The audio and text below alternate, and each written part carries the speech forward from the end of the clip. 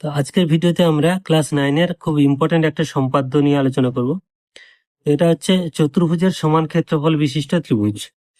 আগের ভিডিওতে ছিল যে ত্রিভুজের সমান ক্ষেত্রফল বিশিষ্ট ত্রিভুজ, সেটা তোমরা দেখে নেবে, ডেসক্রিপশন বক্সে আমি লিংক দিয়ে দিচ্ছি।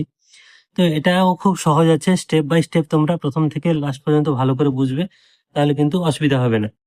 আমি একটা তোমাদের বইয়ের একটা উদাহরণ নিচ্ছি, বইয়ের প্রশ্নমালার একটা অঙ্ক নিচ্ছি।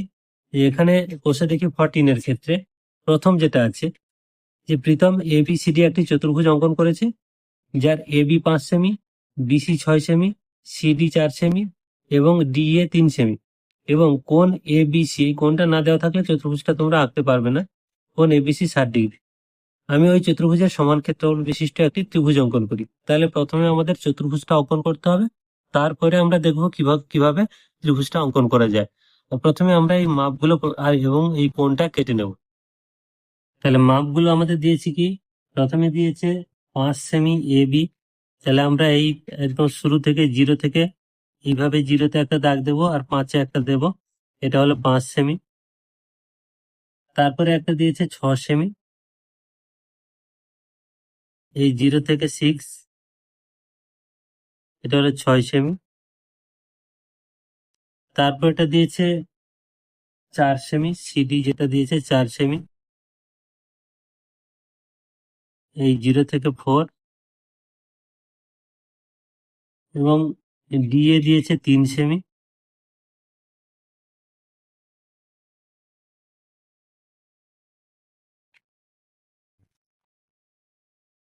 এটা বলেছে এবি, এটা বিসি, এটা সিডি, আর এটা হচ্ছে ডিএ।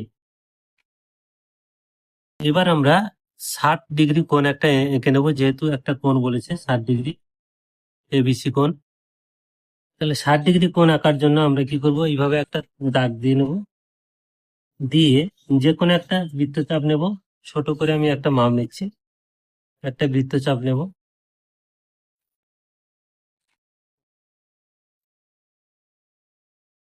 এই একবার ঘোরানো মানেই 60 ডিগ্রি, এবং যে মাপটা নিয়ে কেটেছিলে সেই মাপটাই একবার নেবে, এটা হলো 60 ডিগ্রি। 60 ডিগ্রি মাপটা আমরা ডাইরেক্ট করতে পারি, অন্য কোনো মাপ হলে ডাইরেক্ট করতে পারবো না বলে এটাকে দেখিয়ে দিচ্ছি একবার। এটা হয়ে গেল আমাদের 60 ডিগ্রি কোণ। এবার আমরা চতুর্ভুজটা অঙ্কন করতে শুরু করব। চতুর্ভুজ অঙ্কন করার জন্য আমরা প্রথমে কি করব, একটা এই খাতার মাঝ বরাবর একটা দাগ কাটবো, একটু বড় করে দাগ কেটে নেব। এবার আমাদের দেখো মাপগুলো আমাদের ফলো করতে হবে। এইখানে দিয়েছে এবি সমান, এই এবিটা দিয়েছে 5 সেমি, তারপর একটা বিসি দিয়েছে, এটা দিয়েছে 6 সেমি, সিডি এটা দিয়েছে 4 সেমি, আর ডিএ এই মাপটা দিয়েছে কত না 3 সেমি। তো আমরা কি করব, এই যে কোণটা দিয়েছে এটা দিয়েছে কিন্তু এ বি সি, এই কোণটার মাপ দিয়েছে। তার মানে আমরা এদিকটা এ বি রাখবো, আর এইটাকে আমরা বিসি রাখার চেষ্টা করব, ভূমিটাকে। তাহলে ভূমিটাকে বিসি করতে হলে এটাকে আমাদের 6 সেমি মাপটা নিয়ে প্রথমে কেটে নিতে হবে। এই 6 সেমি মাপটা নিয়ে এই একটা বিন্দুতে বসাবো, বসিয়ে এখানে কেটে নেব। এই বিন্দুটা হচ্ছে বি, আর এটা হচ্ছে সি। এইবার দেখো এই বি বিন্দুতেই কিন্তু আমরা 60 ডিগ্রি কোণটা আঁকবো। তো ওখানে 60 ডিগ্রি কোণ আঁকার ক্ষেত্রে আমরা তো পদ্ধতি বলেই দিলাম যে এখানে একবার বৃত্তচাপ নেবে, নিলেই কিন্তু 60 ডিগ্রি হবে। আমি ওখান থেকে আর মাপটা নিয়ে কাটছি না, এখানে ডাইরেক্ট করে দিচ্ছি। এই সেম বৃত্তচাপ নিয়ে কাটলে কিন্তু এটা 60 ডিগ্রি হয়ে গেল। তাহলে এই মাপটা কিন্তু আমরা কেটে নেব। এটা একটু বড় করে দিয়ে দিচ্ছি। এখানে ভালো করে তোমরা পেন্সিল দিয়ে আঁকবে, আমি পেনে আঁকছি এই কারণে যাতে ছবিটা পরিষ্কার হয়। তোমরা কিন্তু পেন্সিলে আঁকবে, এই ছবিটা তোমরা পেন্সিলে আঁকবে। তাহলে এইটা, এই যে মাপটা হচ্ছে এটা হচ্ছে 6 সেমি, আর এদিকে যেটা হবে এই বি থেকে এইখানে যদি এ দিই সেটা হবে 5 সেমি। তার জন্য আমরা কি করব, এখানে 5 সেমি মাপটা নেব। এই 5 সেমি মাপটা নিয়ে বি তে বসালে, বসিয়ে যদি আমরা কাটি, তাহলে এই মাপটা হয়ে গেল আমাদের 5 সেমি। তাহলে এটা হলো এ। তাহলে এ বি পেলাম 5 সেমি, বিসি পেলাম 6 সেমি, আর এখানে আমরা কোণটাও এঁকে নিলাম কত, 60 ডিগ্রি। এবারে বলেছে দেখো সিডি, এখান থেকে যে মাপটা হবে সিডি 4 সেমি, তাহলে সিডি 4 সেমি যেহেতু বলেছে, আমরা এই মাপটা নেব, সি বিন্দুতে কম্পাসটা বসাবো, বসে এই একটা বৃত্তচাপ নেব, আর এখানে ডি এ এইটা বলেছে 3 সেমি, আমরা এ বিন্দুতে কম্পাসটা বসাবো, বসিয়ে এইভাবে কেটে নেব। তাহলে এই যে ছেদ বিন্দু পেয়ে গেলাম আমরা, চতুর্ভুজটা আমরা কিন্তু অঙ্কন করে নিলাম। অর্থাৎ এই ছেদ বিন্দুর সঙ্গে সি বিন্দু যোগ হবে, এটার সাথে সি বিন্দু যোগ হবে,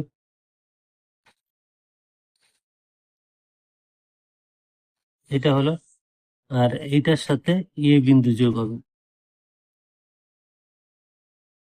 আর এইটা নাম হলো কি না ডি, এটা হলো ডি বিন্দু। তাহলে আমরা কি পেলাম, এ বি সি ডি চতুর্ভুজটা পেয়ে গেছি। এইবারে আমাদের কাজ হচ্ছে এই চতুর্ভুজের সমান ক্ষেত্রফল বিশিষ্ট ত্রিভুজ আঁকা। তার নিয়মটা একদম সুন্দর করে ভালো করে দেখে নাও। তো এখানে আমরা এই এসি কর্ণটাকে যোগ করে দেবো। খুব সহজ পদ্ধতি আছে, একদম কঠিন নয়। প্রথমে আমরা কি করব, এই এসি কর্ণটাকে যোগ করে দেবো। যদি আমরা এইদিকে আঁকি তাহলে আমরা এসি কর্ণটাকে যোগ করব। তাহলে এসি কর্ণটাকে যোগ করার পরে এইবারে যে কাজটা, সেটা হচ্ছে খুব সাবধানে করবে, যে এই এসির সমান্তরাল করে এদিকে একটা আমরা সরলরেখা টানবো ডি বিন্দুতে। তাই যদি করতে হয় আমাদের কি করতে হবে না, ডি বিন্দুতে বসিয়ে এসির মাপ নিতে হবে। কি করবো আমরা, এই ডি বিন্দুতে বসিয়ে এসির মাপ নিয়ে, এই এসির মাপ নিলাম, এই ডি বিন্দুতে বসাবো, দিয়ে এইভাবে একটা বৃত্তচাপ কাটবো। আর এই সি বিন্দুতে বসিয়ে এডি এর মাপ নেব। মানে যেহেতু একটা সামান্তরিক হচ্ছে, বিপরীত বাহুগুলো সমান রাখতে হচ্ছে, এটাই হচ্ছে আসল কাজ। এই সি বিন্দুতে বসিয়ে আমরা কি করলাম, এই ডি এর মাপটা নিলাম, এই ডি এর মাপটা এখানে কাটলাম, আর এসি এর মাপটা এখানে বসে এই কাটলাম। এই বিন্দুগুলো আমরা যোগ করে দেবো। কোনটা কোনটা না, ডি থেকে এই ছেদ বিন্দুটা, ছেদ বিন্দু মানে এইটা, ডি থেকে ছেদ বিন্দু যোগ করলাম, হলো। আর সি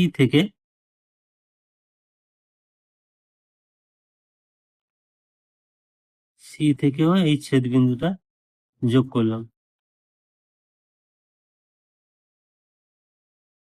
না, সি থেকে এটা যোগ করা দরকার নেই, সরি। এই যে ডি থেকে ছেদ বিন্দুটা যোগ করলাম, তাহলে এই এই যে বিসি বাহুটাকে বাড়ানো হয়েছে, তাতে একটা বিন্দুতে ছেদ করলো, এই যে ছেদ করলো, এই বিন্দুটার আমরা নাম দিয়ে দিচ্ছি, এটা ধরছি ই। তাহলে কি করলাম আরেকবার দেখে নাও, এই এই কর্ণটা যোগ করলাম, এই বাহুটার মাপ ধরে, মানে এসি বাহুর মাপ ধরে ডি বিন্দু দিয়ে একটা ছেদ করলাম, আর এই এডি বাহুর মাপ ধরে সি বিন্দু দিয়ে একটা ছেদ করলাম, একটা ছেদ বিন্দু পেয়েছি, সেই ছেদ বিন্দুটা ডির সঙ্গে যোগ করে দিলাম। সেটা দেখো, এই যে রেখাটা এটাকে এই বিন্দুতে ছেদ করেছে। এইবার আমরা কি করব, এটাকে ই নাম দিয়েছি, এই এ ইটাকে যোগ করে দেবো, ছেদ বিন্দুতে নয় কিন্তু। কোথায় যোগ করলাম না, এই রেখাটা এখানে যে বিন্দুতে ছেদ করেছিল সেই বিন্দুটা ই বিন্দু নাম দিয়েছি, তাতে যোগ করলাম। মানে এটাতে নাম দিয়ে দিতে পারো এটা এফ, এটাকে বাড়িয়েও দিতে পারো, এটা বোঝার সুবিধার জন্য। না হলে দুটো বিন্দুকে একই মনে হবে, এটাকে বাড়িয়ে দিতে পারো, ব্যাস। তো এখন আমরা দেখো একটা বড় ত্রিভুজ পেয়েছি, এ বি আর ই, এই বিন্দু পর্যন্ত। এই এ বি ই, এই ত্রিভুজটাই হলো এ বি সি ডি এর সমান ক্ষেত্রফল বিশিষ্ট ত্রিভুজ। সেটা আমরা লিখে দেবো, অতএব ত্রিভুজ এ বি ই হলো উদ্দিষ্ট ত্রিভুজ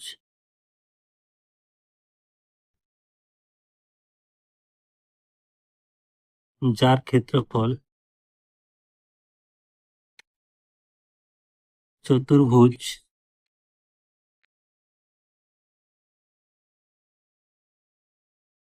এ বি সি ডি এর সমান। এই হয়ে গেল সম্পাদ্য।